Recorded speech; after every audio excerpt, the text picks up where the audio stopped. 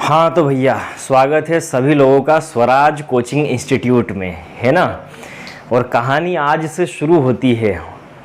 तो भैया आज जो चैप्टर हम लोग पढ़ने वाले हैं एग्रीकल्चर का, है ना कि एनिमल हस्बेंड्री का। आज तक आप लोगों ने मुझे पशुपालन पढ़ाते देखा था, अब हम लोग दोनों विषय लेके चलेंगे, ठीक है।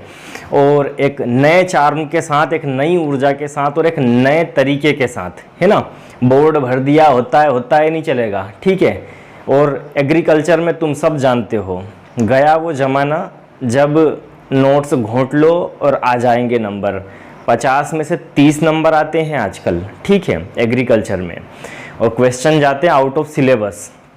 तो बेसिक से शुरू करेंगे, डिटेल में पढ़ेंगे। केवल जो लोग 2 बुकलेट घोंट के रैंक मारना चाहते हैं वो लोग वीडियो लेक्चर ना देखें, ठीक है। जिनको बिल्कुल बेसिक से और डिटेल में पढ़ना है हर चीज़ को, वही लोग इधर आए भैया, ठीक है। तो शुरुआत करते हैं, थोड़ा सा धैर्य रखना। आज हम लोग चर्चा करने वाले रूट वर्ड के बारे में। अब ये रूट वर्ड क्या चीज़ है तो समझ लो। एग्रीकल्चर एक बहुत बड़ी टर्म है, एक बड़ा सब्जेक्ट है। इसमें कई सारी छोटी छोटी ब्रांच आती है, कई सारी चीज़ें हैं, ठीक है। और इन सब में जो वर्ड्स उपयोग किए गए, जो शब्दावली उपयोग की गई है, वो कहीं लैटिन लैंग्वेज से ले ली, कहीं ग्रीक लैंग्वेज से ले ली, कहीं अरेबियन से ले लिया, कुछ फ्रेंच से ले लिया, कुछ इंग्लिश से ले लिया। तो हम उन वर्ड्स के बारे में आज पढ़ने वाले। क्यों? क्योंकि ये एग्जाम में सीधा सीधा पूछा जाता है कि कौन सी लैंग्वेज से आया है, किन शब्दों से मिलकर बना है, क्या इसका अर्थ है। ये छोटी छोटी बातें, और गलत भी होता है तो पीएटी से लेके पीएचडी तक के जितने भी लोग हैं वो सब हर एक कॉम्पिटिटिव एग्जाम में ये बातें ढूंढते फिरते हैं, बार बार बुक्स खंगालते हैं, बार बार नोट्स बनाते हैं। आज ये वीडियो देख लेना, एक बार नोट कर लेना। जो भी चीजें हैं, जरूरी बातें, इंपॉर्टेंट चीजें, वो सब इसमें आ चुकी है। और केवल रटना नहीं है, समझना भी है कि ये कैसे बनते हैं, क्या अर्थ निकलते हैं इनके, है ना। और कभी नया शब्द आ जाए तो हम भी बनाने की कोशिश कर सकें, क्योंकि अर्थ मालूम है तो आप बना लोगे, और अर्थ नहीं मालूम है तो सब अनर्थ कर दोगे। तो शुरुआत करते हैं भैया। सबसे पहले तो important root words from different languages, और इसमें सबसे पहले है लैटिन वर्ड। अब ये 3-4 बातें हैं, ये तो है घोटने वाली, फिर इनको अपन समझेंगे कि कैसे ये बने हुए हैं और क्या इनके अर्थ निकलते हैं। तो लैटिन के वर्ड कौन कौन से हैं एग्रीकल्चर में? तो बोले एक तो खुद agriculture, horticulture, olericulture, floriculture, short form में लिख दिया, हॉर्टी ओलेरी फ्लोरी, है ना। Soil cell, extension evaluation, credit society, bacteria fungicide. अब आप एक चीज देख रहे हो, वही जो अपना पुराना तरीका है ट्रिक से याद करने का, है ना, कि पढ़ो तो अपने आप दूसरा शब्द खुद ब खुद साथ आना चाहिए। आई बात समझ में? जोड़ा बना लो। और तुम तो जानते ही हो कि जब भी जोड़े बन जाते हैं तो भूले नहीं जाते एक दूसरे के साथ, यदि जुड़ गए तो, है ना। तो यहां अपन ने जोड़ा बना लिया। क्या? पहले तो एक सिंपल सी बात कि भैया जहां जहां कल्चर दिख रहा है तुमको, सब जगह लैटिन है। Agriculture, olericulture, floriculture, sericulture, moriculture, सब लैटिन के हैं, ठीक है। जो लिखे हैं वो भी और जो नहीं लिखे हैं कल्चर वाले वो भी। लेकिन आगे जो बच गए शब्द हैं उनमें अपन ने पेयर बनाया, जोड़ा बनाया। जोड़ा इस तरह बनाया कि सोइल सेल एक साथ याद रहता है, सोइल सेल, ठीक है। Extension evaluation, extension evaluation, credit society, bacteria fungicide. तो ये आपको जोड़े में याद करना है। और ये सब के सब किस लैंग्वेज से आए हैं? लैटिन से आए हैं। ये आपको रटना है, ठीक है। अब रटने के बाद समझने वाली बात आगे करेंगे। एक तरफ लैटिन, दूसरी ओर ग्रीक, और साथ में दूसरी लैंग्वेज के वर्ड भी है, और इनको याद करने का तरीका भी है, जो कि मैं अभी आगे बताऊंगा। फिलहाल में आप समझो कि ये लैटिन के वर्ड। ग्रीक के वर्ड कौन कौन से हैं? तो बोले जहां जहां नोमी और जहां जहां लोजी आए। ये तो कॉमन बातें हैं जो सुन भी रखी है अपन ने, कि नोमस, लोगस या नोमी, लोजी जहां आए वो ग्रीक से है। तो देखते हैं कौन कौन से हैं। बोले agronomy, pedology, edaphology. Pedology, edaphology एक साथ याद करना, जोड़ा बना दिया है। इंटोमोलॉजी, पैथोलॉजी एक साथ याद करना, जोड़ा बना दिया है। इकोलॉजी, मेट्रोलॉजी, क्लाइमेटोलॉजी, है ना। इकोलॉजी इकोसिस्टम, मेट्रोलॉजी मौसम उसका, क्लाइमेट पूरी जलवायु, है ना। आगे पढ़ेंगे इसके बारे में। तो याद रखो ये तीनों ही एक दूसरे से रिलेटेड है और तीनों ही एक साथ याद रखना है। Ecology, metrology, climatology. Logy logy logy किधर से आए हैं? ग्रीक से आए हैं। एंजाइम, नेमेटोड, ये दोनों गड़बड़ करेंगे, है ना। अब यहाँ पे ना लोजी मिल रहा है ना नोमस मिल रहा है। आई बात समझ में? अगर एग्रोनोमी मिलता तो तुम समझ जाते, पेडोलॉजी मिलता, लॉजीनोमी मिलता, समझ जाते। पर एंजाइम, नेमेटोड जो है इन शब्दों को रटना है, ठीक है, कुछ चीजें हर जगह एक्सेप्शनल है, अपवाद है, हर जगह ट्रिक काम नहीं करेगी। तो एंजाइम और नेमेटोड गड़बड़ वाले शब्द अंडरलाइन कर दिया, ध्यान रखना।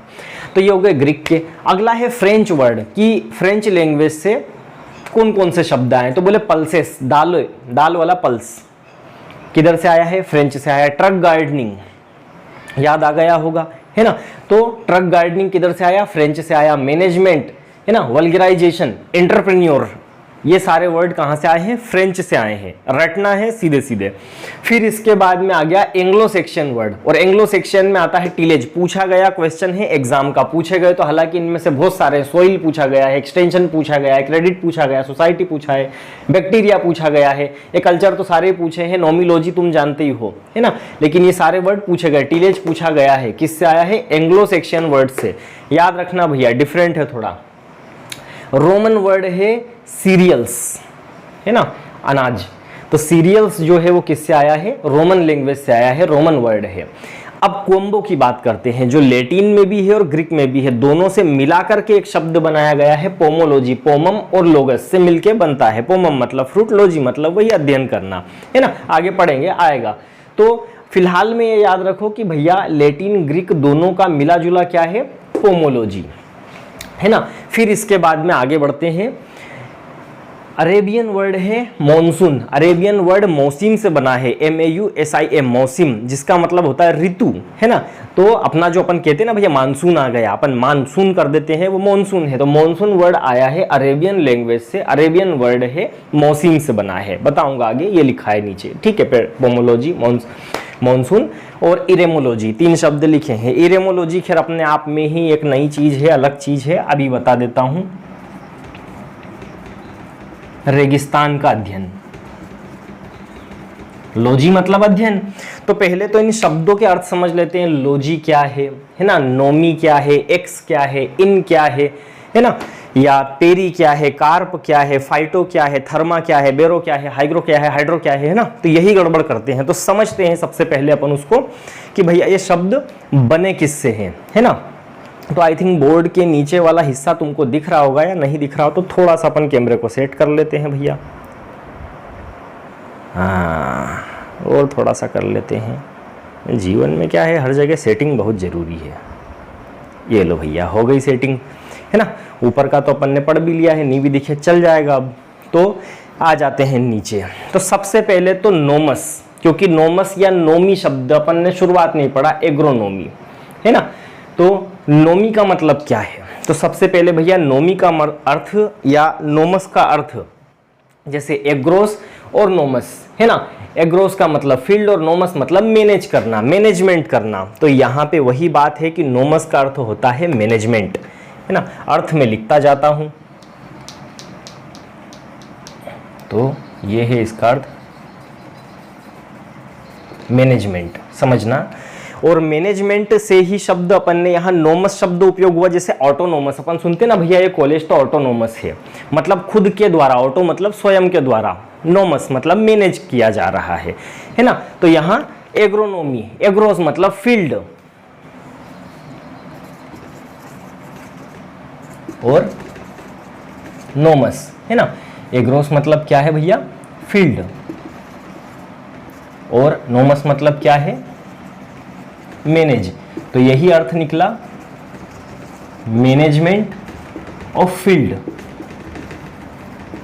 कि आप फील्ड पर लैंड, लेबर, कैपिटल जो भी आपके पास में है, किस तरह से आप बेस्ट मैनेजमेंट करते हैं उसका। इस मैनेजमेंट की स्टडी किस में की जाती है, तो बोले एग्रोनॉमी में, है ना। कि फील्ड पर मैनेजमेंट की स्टडी या फील्ड पर जो मैनेजमेंट हो रहा है वो किस में अध्ययन कर रहे हैं, तो बोले एग्रोनॉमी में, है ना। तो management of the field is agronomy. तो यहाँ नोमी शब्द जहां जहां आए समझना क्या चल रहा है, मैनेजमेंट चल रहा है। अपन रूट पकड़ रहे हैं, जड़ पकड़ रहे हैं, शब्द का अर्थ, गूढ़ अर्थ निकाल रहे हैं कि भैया नोमी जहां जहां आए मतलब क्या चल रहा, मैनेजमेंट चल रहा। लॉजी जहां जहां आए मतलब वहां बात चल रही है अध्ययन की, विज्ञान की, है ना। तो यहाँ पे वही है कि विज्ञान या अध्ययन। फिर लॉजी में आप पेडोलॉजी कहो, मृदा को शुद्ध प्राकृतिक पिंड मानकर उसका अध्ययन। इडेफोलॉजी, है ना, कि पौधों की वृद्धि पर मृदा के पड़ने वाले प्रभाव का अध्ययन, ठीक है। तो अध्ययन, लॉजी मतलब अध्ययन शब्द जरूर आएगा। इंटोमोलॉजी, है ना, कीटों का विज्ञान या कीटों का अध्ययन। तो मैंने वही कहा कि विज्ञान या अध्ययन शब्द जहां भी आए समझना, लॉजी शब्द आए तो वही अर्थ, पैथोलॉजी, इकोलॉजी, मेट्रोलॉजी, क्लाइमेटोलॉजी। तो हर एक चीज में जहां जहां अध्ययन करना हो, जहां जहां स्टडी करना हो, जहां जहां उस विज्ञान को समझना हो, वहां लॉजी शब्द आएगा। तो लॉजी के दो अर्थ निकलते हैं, एक तो उसका अध्ययन या उसका विज्ञान। ठीक है, तो याद रखना भैया, लॉजी शब्द जहां भी लगा हो, विज्ञान या अध्ययन, कोई नया शब्द आ जाए तो बनाने की कोशिश करना इससे, है ना। फिर इसके बाद में है कल्चर। कल्चर का मतलब होता है उगाना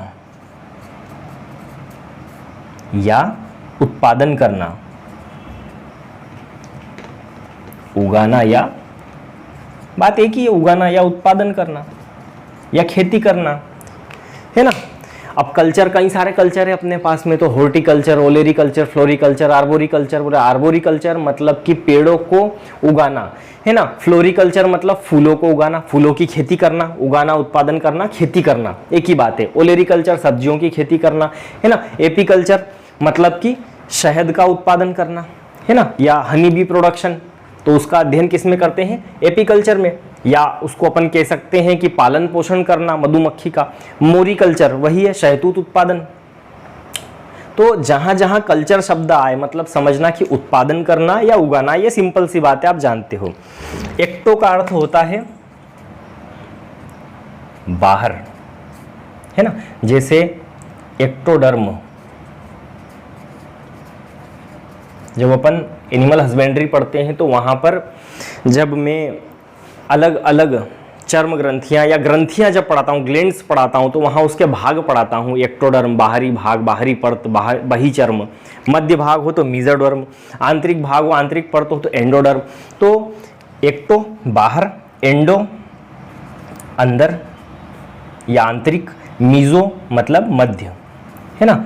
तो वही एक्टोडर्म, मीजोडर्म, है ना, और एंडोडर्म। चलो एंडो यहां लिख देते हैं। तो जहां जहां भी एक्टो, एंडो, मीजो आए तो समझना एक्टो बाहर, मीजो मध्य में और एंडो अंदर की तरफ, है ना। तो इनसे जोड़ के शब्द बनाए जा सकते हैं। पेरिकार्प एक शब्द आपने पढ़ा होगा, ठीक है। कार्प मतलब भाग और पेरी मतलब छिलका या बाहरी हिस्सा, है ना, या आउटर कवरिंग। पेरी कार्प मतलब भाग, ठीक है।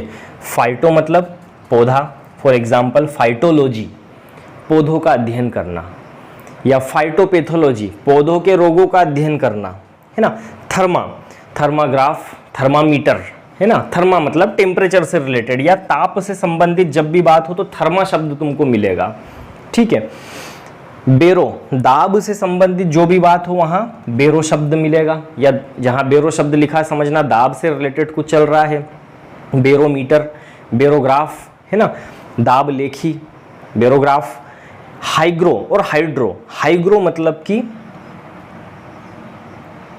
हाइड्रो मतलब पानी और हाइग्रो मतलब कि आर्द्रता। जैसे हाइग्रोमीटर आर्द्रता मापी, हाइड्रोमीटर, है ना, जल को मापने वाला, है ना। तो वही सारी चीज़ें हैं। हाइड्रोलॉजी या हाइड्रोपोनिक्स सबसे अच्छा एग्जाम्पल है, हाइड्रोपोनिक्स, है ना। तो जल का उपयोग करके, या कहें कि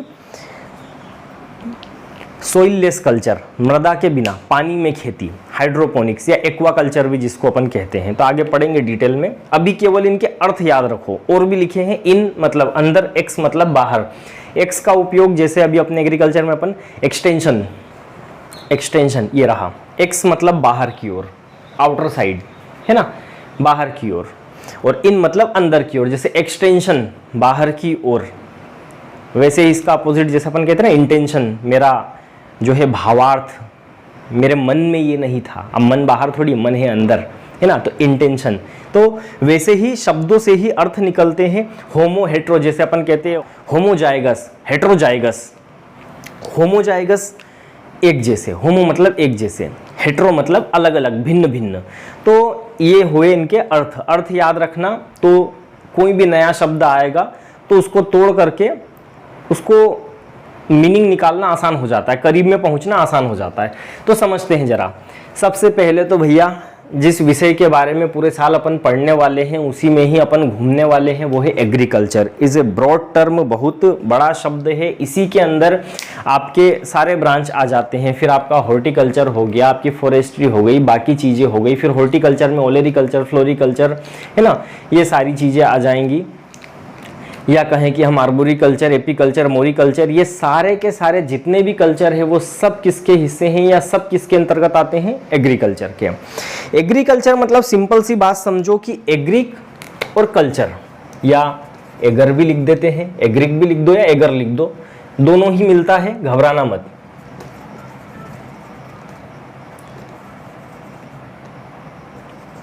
और कल्चरा, है ना। अब कल्चरा बार बार नहीं लिखूंगा मैं, कल्चर या कल्चरा मतलब खेती करना, है ना। एग्रिक मतलब कि सोइल, इसका अर्थ क्या है भैया? सोइल। और सोइल पर जो भी क्रियाएं चलती है ना, अगर सोइल है, मृदा है, लैंड है, और उस पर यदि कोई क्रिया चल रही है, कोई कल्चर ऑपरेशन चल रहा है, कोई कर्षण क्रिया चल रही है, कोई कार्य चल रहा है, वो एग्रीकल्चर में ही आता है। आप पशुपालन कर रहे हो, आप मधुमक्खी पालन कर रहे हो, रेशम कीट उत्पादन कर रहे हो, रेशम उत्पादन कर रहे हो, है ना, ये, या फिर आप मछली पालन कर रहे हो, है ना, या फिर आप कोई भी पशु हो। पशुपालन में ऐसा नहीं है कि डेयरी फार्मिंग ही आया केवल, है ना, पिगरी कर रहे हो, गोट्री कर रहे हो, या फिर आप पोल्ट्री फार्मिंग भी कर, ये सारे के सारे किसके अंतर्गत आते हैं? एग्रीकल्चर में ही आते हैं। ठीक है, तो पहली चीज़ तो एग्रिक और कल्चरा, ये सारे लैटिन वर्ड है, बार बार नहीं बोलूँगा, लैटिन से आया है ना। तो एग्रिक या एगर लैटिन वर्ड जिसका अर्थ होता है सोइल, और कल्चरा मतलब कि होता है कल्टीवेशन। तो cultivation of soil is agriculture, है ना। तो ये ध्यान रखना हिंदी वाले लोगों, कुछ बातें आज की क्लास की आपको इंग्लिश में ही लिखी, इसलिए क्योंकि पेडोलॉजी को हिंदी में भी लिखूंगा तो भी मैं पेडोलॉजी ही लिखूंगा, है ना। इंटोमोलॉजी को मुझे इंटोमोलॉजी ही लिखना पड़ेगा, क्योंकि अगर आपको समझाना है तो कि इंटोमो किससे आया है, लोगस किससे, लॉजी किससे आया है। आई बात समझ में? यदि मैं हिंदी में लिख दूंगा कीट विज्ञान और फिर कहूंगा कि कीट शब्द जो है इंटोमो, तो पहले तो तुमको याद तो इंटोमो ही करना पड़ेगा। तो इसलिए भैया सीधे सीधे जो है मैंने इंटोमोलॉजी, पैथोलॉजी, इकोलॉजी सारे वर्ड इंग्लिश में इसलिए लिखे क्योंकि हिंदी में भी अपने को वही लिखना था। ठीक है, जैसे यहाँ एग्रोस्टोलॉजी लिखा है तो हिंदी में भी मैं एग्रोस्टोलॉजी ही लिखूंगा, और फिर कहूँगा कि भैया यहाँ से एग्रोस्टो जो है इसका अर्थ होता है ये और लोगस का अर्थ होता है ये, तो बात तो वही हो गई। आई बात समझ में? तो इसलिए ध्यान रखना है आपको, ठीक है, कि वहाँ में अगर लिख देता घास का विज्ञान तो वो तो अर्थ ही लिख दिया ना सीधे सीधे। अपने को तो शब्दावली याद करनी है, एग्रोस्टोलॉजी याद करना है, घास का विज्ञान तो आगे उसका अर्थ है, तो हिंदी में तो अर्थ ही निकलेगा, केवल याद आपको जो लिखा है वही करना पड़ेगा। तो हिंदी वालों बोर्ड देख के मोरल डाउन मत कर लेना है, अरे यार ये तो इंग्लिश की क्लास है यार, अपने काम का तो क्या मिलेगा यहाँ, ऐसा नहीं सोचना है दादा, है ना। हिंदी इंग्लिश दोनों को साथ में लेके चल रहा हूँ। जहाँ इंग्लिश वालों को हिंदी की शब्दावली याद करना है वहाँ उस पर फोकस करूँगा, जहाँ हिंदी वाले को अंग्रेजी की शब्दावली याद करना है उसमें फ़ायदे में। और तुम लोग अच्छे से जानते हो कि हर साल एग्रोनॉमी में, फसल उत्पादन में 10 से 12 क्वेश्चन ऐसे गलत सलत आते हैं, अंट संट बनाता है सामने वाला कि ग्रीन हाउस को जो है वो हरा मकान लिख देता है। ढूंढते रहना, हरा मकान कोई सी किताब में नहीं मिलेगा दुनिया की, है ना। तो हमको अंग्रेजी के शब्दों की तरफ जाना पड़ेगा, अभी तो गए नहीं है, आज तो जो प्रॉपर टर्म है वही लिखी है, लेकिन पढ़ाते टाइम मैं हिंदी के साथ अंग्रेजी का शब्द लिखूंगा और तुम फोकस करना इंग्लिश के वर्डिंग्स पे, फायदे में रहोगे, है ना। तो भैया शुरू करते हैं। एग्रीकल्चर समझ में आ गया होगा। हॉर्टिकल्चर बना है दो शब्द से, हॉर्टस, हॉर्टस मतलब होता है घिरा हुआ, सराउंडिंग एरिया, चारों ओर से, है ना। लैटिन वर्ड है हॉर्टस, और फिर वही कल्चरा जिसमें अध्ययन किया जाता है सब्जी, फल, फूल, हर्ब जितनी भी हैं इन सब का अध्ययन। फिर हॉर्टिकल्चर में अलग अलग ब्रांच निकलती है, ठीक है। अलग अलग ब्रांच में सबसे पहले ओलेरिकल्चर, ओलेरिकल्चर सीधे सीधे कह सकते हैं सब्जी का विज्ञान, ठीक है, कि सब्जी उत्पादन का अध्ययन जिसमें करे वो ओलेरिकल्चर। बना किससे है? ओलेरी शब्द से। और कल्चरा तो है ही कॉमन, हर बार लिखने की ज़रूरत नहीं है। अब ओलेरी का अर्थ क्या है यहाँ पे, ये किससे आया है, तो बोले ओलेरी लैटिन वर्ड है और इसका अर्थ होता है पोट हर्ब। अब ये पोट हर्ब चीज क्या है, पोट मतलब होता है गमला और हर्ब मतलब पौधा। पौधा मतलब कि कैसा पौधा, शाकीय पौधा, ना कि काष्ठीय पौधा, हिंदी वालों तुम्हारे लिए है ना। हर्बेशियस प्लांट ना कि वुडी प्लांट। जैसे अपन इमली का पेड़ देखें तो वो इधर नहीं आएगा ओलेरीकल्चर में, है ना, वो इधर आ जाएगा फिर आर्बोरिकल्चर में। किधर गया, ये रहा। तो ओलेरीकल्चर में वो जिनका तना काष्ठीय ना हो, वुडी ना हो, लकड़े वाला ना हो, है ना, मुलायम हो, शाकीय हो, ठीक है, तो वो सारे के सारे पौधे जो गमले में उगाए जा सकते हैं। अब वो सब्जी वाले पौधे हैं पर्टिकुलर, तो उनकी खेती का अध्ययन भाई व्यापारिक पैमाने पे यदि करना है, खेत में जाना पड़ेगा, गमले थोड़ी लगाएंगे खेत के अंदर। तो पोट हर्ब शब्द से आया है ओलेरी। अर्थ यहाँ ये है, कभी पूछ ले olericulture word derived from Latin language which is made by which words, तो वहाँ आना चाहिए कि ओलेरी मीन्स पोट हर्ब, है ना, और कल्चरा मतलब वही है कि खेती करना, ठीक है। तो ये हो गया ओलेरी कल्चर का। फिर इसके बाद में फ्लोरिकल्चर। फ्लोरिकल्चर वही है, फ्लोरी शब्द से आया है या फ्लोरा शब्द से आया है, जिसका अर्थ होता है फ्लावर। लैटिन के फ्लोरी शब्द से आया जिसका अर्थ है फ्लावर, और फूलों की खेती का अध्ययन, है ना, किसमें हो रहा है, फ्लोरिकल्चर में। आर्बोरिकल्चर, यहाँ पे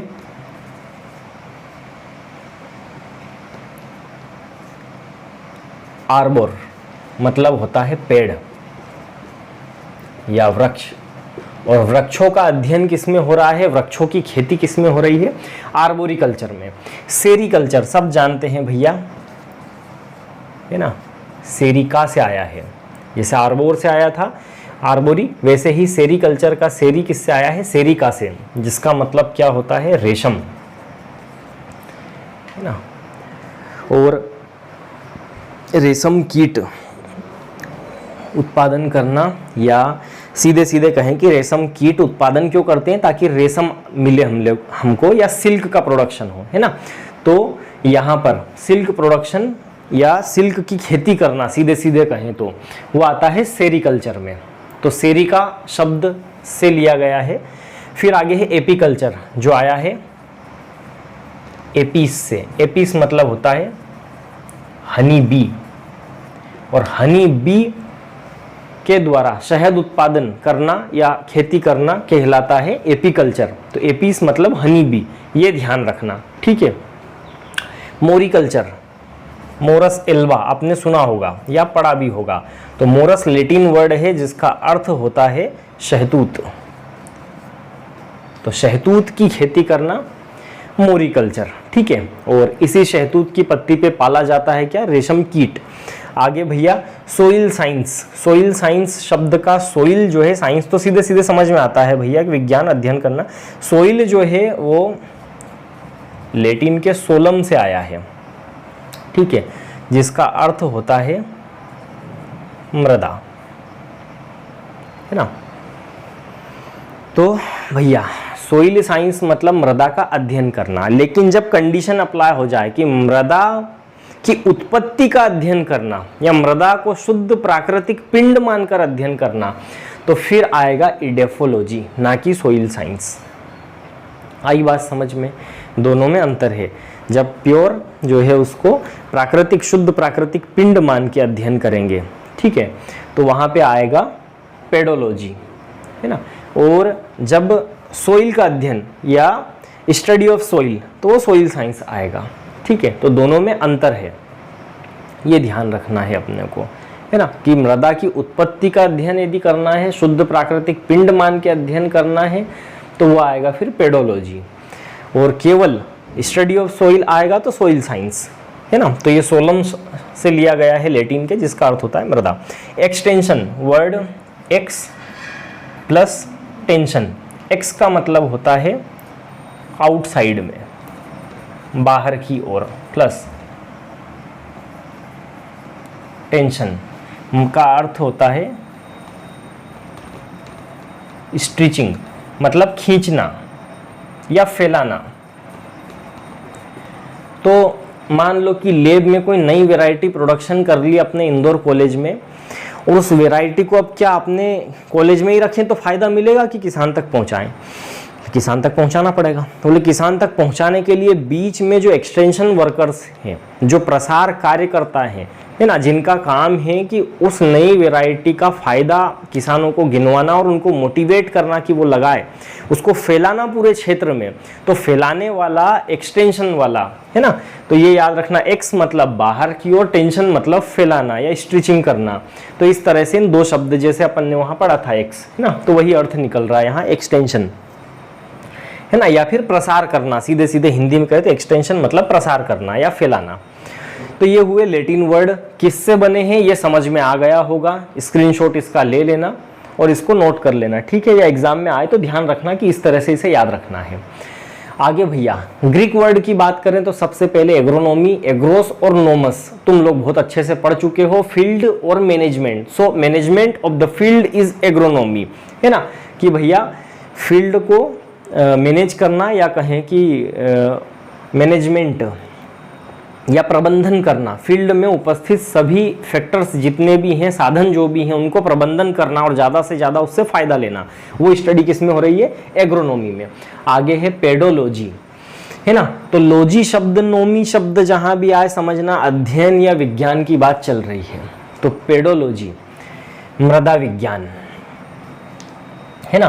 तो मृदा को जब शुद्ध प्राकृतिक पिंड मान के अध्ययन करें, ठीक है, या फिर मृदा की उत्पत्ति का जब अध्ययन करना हो तो वो काय में आएगा? पेडोलॉजी में आएगा। तो ये ग्रीक वर्ड पेडोन से लिया गया है, ठीक है, और पेडोन और लोगस से मिलके बना है,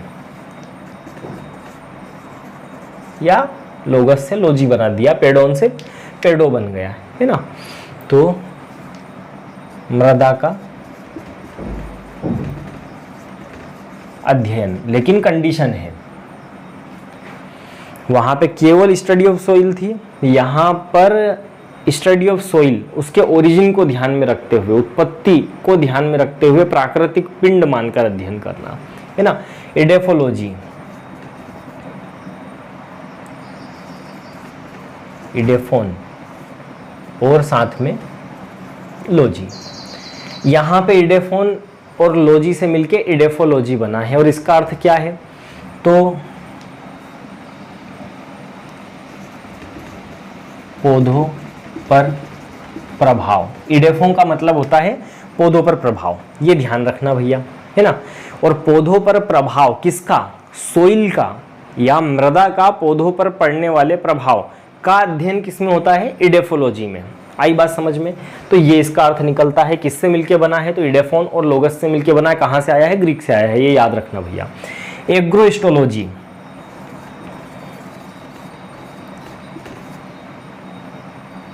एग्रोइस्टो का अर्थ होता है ग्रासेस या घास, और लोगस मतलब वही अध्ययन करना, है ना। तो घास का अध्ययन करना या घास के विज्ञान को एग्रोइस्टोलॉजी कहा गया है। ये आपको भैया ध्यान में रखना है, ठीक है। फिर इसके बाद में पानी वानी पी लेते हैं भैया जरा।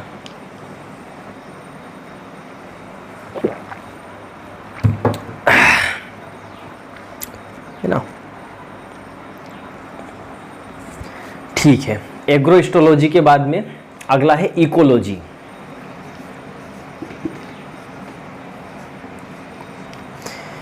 थोड़ा सा इकोलॉजी शब्द पूछा जाता है और गड़बड़ भी होता है। ओइकोस और लोगस से मिलके बनता है।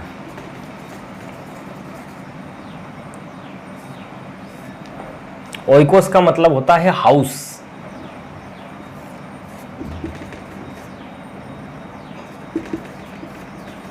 या घर, और लोगस मतलब वही अध्ययन करना। अब हाउस या घर जो है एक विस्तृत परिप्रेक्ष्य में कहा गया है। कैसे? तो जैसे हम जहाँ रहते हैं, है ना, ओइकोस और लोगस मृदा के ऊपर, सोइल सरफेस जमीन के ऊपर, है ना, जो वातावरण निर्मित हो रहा है। एक तरह से देखा जाए तो इसको अपन एक शब्द से समझते हैं, जैसे अपन कहते हैं इकोसिस्टम, है ना। पारिस्थितिकी तंत्र। और पारिस्थितिकी तंत्र में फिर अपन बहुत सारी चीज़ें पढ़ते हैं, अपने आप में एक सब्जेक्ट है पारिस्थितिकी तंत्र, तो है ना, इकोसिस्टम। तो अब इकोसिस्टम वाले टॉपिक में फिर अपन पढ़ते हैं कि भैया फूड चेन आती है, फूड चेन में शेर हिरन को खाता है, हिरन घास खाता है, एक दूसरे को खाते हैं, आहार श्रृंखला आ जाती है, एक दूसरे के साथ किस तरह बॉन्डिंग होती है, किस तरह एक दूसरे पर निर्भर होते हैं। तो ये सब मिलके क्या बनाते हैं, पारिस्थितिकी तंत्र। तो ये सब रहते तो एक ही जगह में है ना, एक ही जंगल में रह रहे हैं, एक जंगल के एग्जाम्पल से समझते हैं अपन। तो एक ही जंगल में शेर है, वहीं हिरन है, वहीं घास है, वहीं पेड़ पौधे हैं, वही चूहा है ना, वहीं हम हैं, वहीं तुम हो। तो भैया सारे के सारे लोग जब एक साथ रहते हैं, है ना, और उनका स्टडी करना, वो आता है किसमें, इकोलॉजी में। तो ये सब एक तरह से देखा जाए तो सबका एक जैसा क्या हो गया, ये घर हो गया, है ना। तो ओइकोस का सिंपल मीनिंग ग्रीक वर्ड है ओइकोस, जिसका मतलब निकलता है हाउस या घर, है ना। तो बनाने वालों ने शब्द को इस तरह से, इस परिप्रेक्ष्य में उपयोग किया कि भैया एक घर के अंदर जिस तरह सारी चीज़ें होती है, वैसे ही यहाँ पारिस्थितिकी तंत्र में सभी जीव मौजूद है और उनका आपस में परस्पर जो अध्ययन किया जाता है वो पारिस्थितिकी तंत्र में किया जाता है, ठीक है, या इकोसिस्टम में, और उसकी स्टडी करना कहलाता है इकोलॉजी। तो ओइकोस और लोगस, ये ध्यान रखना। मेटेरोलॉजी, मेटेरो है ना, जिसका अर्थ होता है अबव द सोइल, मृदा के ऊपर या सोइल सरफेस के ऊपर, अबव द सोइल सरफेस। और अबव द सोइल सरफेस जो वातावरण है भैया, उसका अध्ययन करना किसमें, मेट्रोलॉजी में। अब मेट्रो या मृदा के ऊपर अर्थ निकलता है वहाँ पे मेट्रो का मौसम, हालांकि अध्ययन यहाँ किसका चल रहा है, मौसम का चल रहा है ना।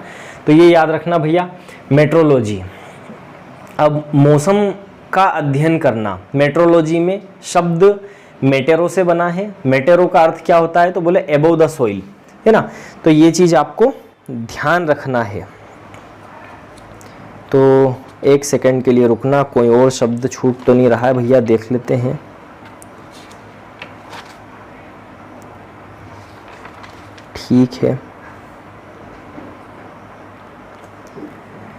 ठीक है ना, हो गया। मेटेरोलॉजी यही है। अगला है क्लाइमेटोलॉजी। क्लाइमेटोलॉजी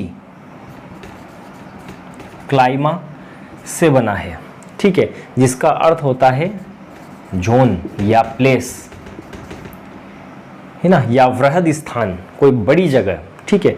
तो जोन या प्लेस शब्द है क्लाइमा, ग्रीक वर्ड जिससे बना है क्लाइमेटो, और लोगी वही लोगस। तो जब जलवायु का अध्ययन करना हो,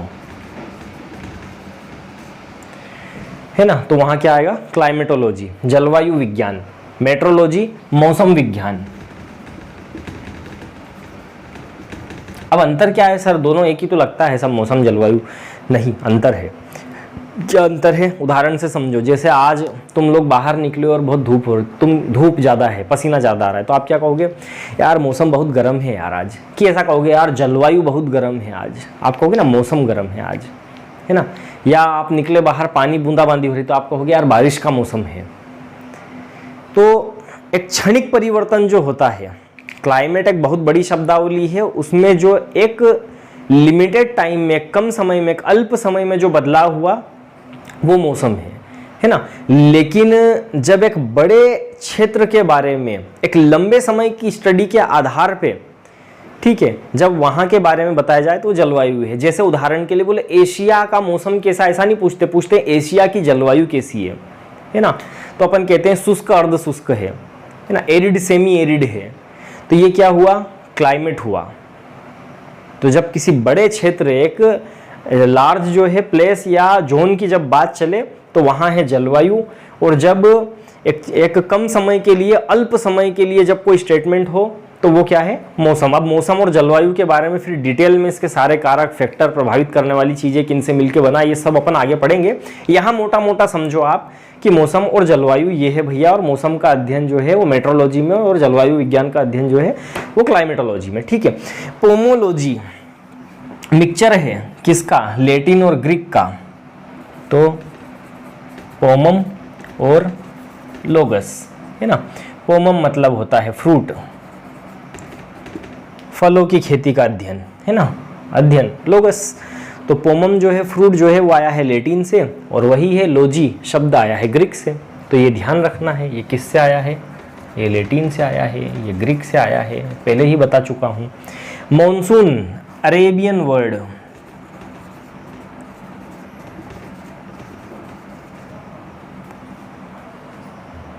मौसम से आया है ना, जिसका अर्थ होता है ऋतु।